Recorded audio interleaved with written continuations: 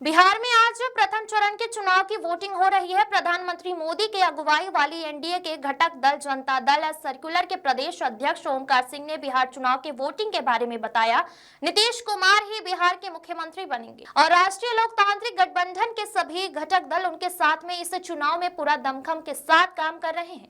हमारी पार्टी भी लगातार बिहार चुनाव में नीतीश कुमार के पक्ष में वोटिंग करने के लिए लोगों से जन समर्थन जुटा रही है। राहुल गांधी और तेजस्वी यादव को बताया कि लोकतंत्र को खत्म करने वाले यह लोग संविधान और लोकतंत्र को बचाने की बात कह रहे हैं, जबकि इन लोगों की जब सरकार आती है तो लोकतंत्र को, न्यायपालिका, विधायिका, सभी संवैधानिक संस्थाओं को कुचलने का काम भी ये लोग करते हैं। प्रधानमंत्री मोदी और नीतीश कुमार की जो छवि बिहार में है उसको देखते हुए एक बार फिर नीतीश कुमार जी बिहार के मुख्यमंत्री होंगे और बिहार की जनता भी यही चाहती है, क्योंकि जिस तरीके से नीतीश कुमार ने बिहार के अंदर विकास किया है और सुशासन बाबू के नाम से जाने जाते हैं, जनता ने तेजस्वी यादव को निकार दिया है और बिहार चुनाव में फिर से प्रधानमंत्री मोदी की अगुवाई वाली एनडीए की नीतीश कुमार की सरकार बनेगी।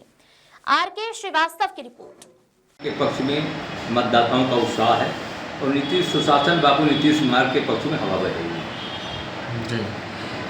विपक्ष तो कहीं दूर तक नहीं दिखाई दे रहा। अभी अंतिम दिन जब हमारा पहले चरण का अंतिम दिन था, जिस दिन प्रचार बंद हुआ है, भागलपुर में एक बहुत बड़ा रोड शो था योगी आदित्यनाथ जी का, और वहाँ पर 75,000 से 80,000 लोगों ने रोड शो में हिस्सा लिया। इतना बड़ा रोड शो कभी बिहार में नहीं हुआ, न किसी ने देखा।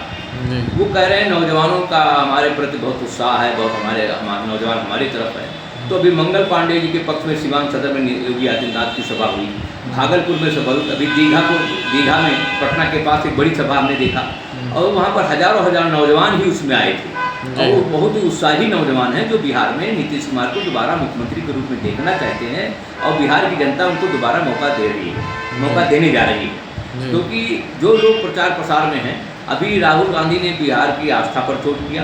बिहार के लोगों के छठ पूजा जो पवित्र त्यौहार है 90% लोगों का, उसको उन्होंने उस पर सीधे प्रहार किया और कहा ये मजाक है, ढोंग है। दूसरा, दीपावली को मजाक उड़ाने वाले लोग, दशहरे का मजाक उड़ाने, राष्ट्रीयता पर हमला करने वाले लोग, राष्ट्रीयता को ध्वस्त करने वाले लोग, भारत की पहचान मिटाने के लिए लंबे समय से प्रयासरत लोग वहाँ पर जाकर के बिहार की जनता को बरगलाने का काम कर रहे हैं। और बिहार की जनता जो पाटलिपुत्र की धरती है, जो सम्राट अशोक की धरती है, जो लोकनायक जयप्रकाश नारायण के आंदोलन की धरती है, उस सभी लोगों ने राष्ट्रीयता में विश्वास किया है, लोकतंत्र बचाने में विश्वास किया है, संविधान को बचाने में विश्वास किया है। अभी ये लोग नारा देते हैं कि ये लोग संविधान खत्म कर देंगे।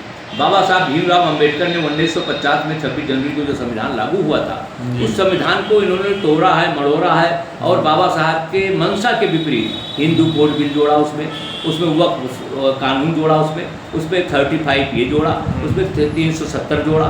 और इसी प्रकार जो इंदिरा गांधी ने अपने को प्रधानमंत्री बनाने के लिए लोकसभा का कार्यकाल 5 वर्ष से बढ़ा के 6 वर्ष कर दिया था और हजारों हजार नौजवानों को जेलों में भरने का काम किया था।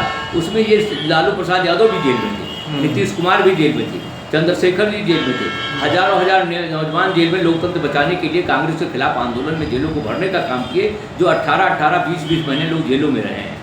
तो इस तरीके से वो जो बिहार के लोग उसको भूलने का काम नहीं करेंगे। जो हमारी विरासत है बिहार की आंदोलन की, वो विरासत को बचाने का काम करेंगे। अभी चूँकि यहाँ से उत्तर प्रदेश से समाजवादी पार्टी के राष्ट्रीय अध्यक्ष अखिलेश यादव भी गए हैं और उन पर समाजवादी पार्टी पर आरोप है कि पहली बार सपा बसपा गठबंधन की सरकार थी, तो पहले दिन विधानसभा में हमला हुआ और वहाँ पर विधायक पीटे गए। लोकतंत्र की पहली जो इकाई है, लोकतंत्र का पहला खंभा है, चारों खंभों में, वो विधायिका पर इन लोगों ने हमला किया, तोड़ा। दूसरा खंभा है न्यायपालिका, जो उत्तर प्रदेश का सर्वोच्च न्याय मंदिर इलाहाबाद उच्च न्यायालय है, उस पर हल्ला बोल आंदोलन के तहत वहाँ पर उन लोगों ने हमला किया जा करके, और वहाँ का जो chief justice Allahabad high court का था, वो छोड़ के हाई कोर्ट भागा वहाँ। और जब सेना ने फ्लैग मार्च किया है, चैम्बर छोड़ के भागने का काम जब चीफ जस्टिस किया, तो वहाँ पर सेना ने फ्लैग मार्च किया तो हाई कोर्ट बचा।